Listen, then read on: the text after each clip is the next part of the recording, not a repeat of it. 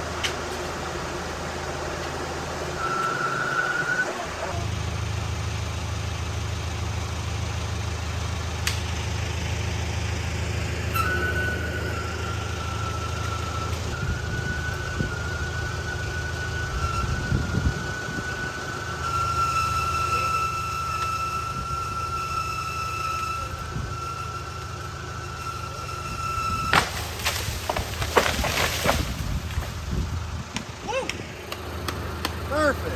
Everybody's still alive. Our Katsura tree is still alive. It belongs to the neighbor here.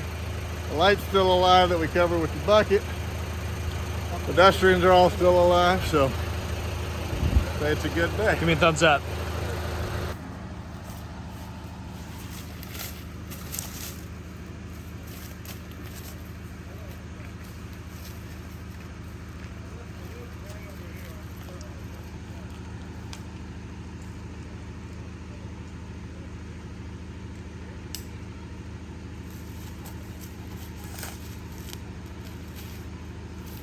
One of the things that we run into a lot when we work in these when we work in green space or forests in the community is we run into a lot of native plants. And what we got here are some native ferns, and these things are awesome, right?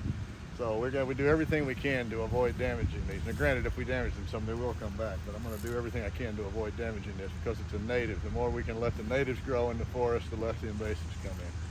So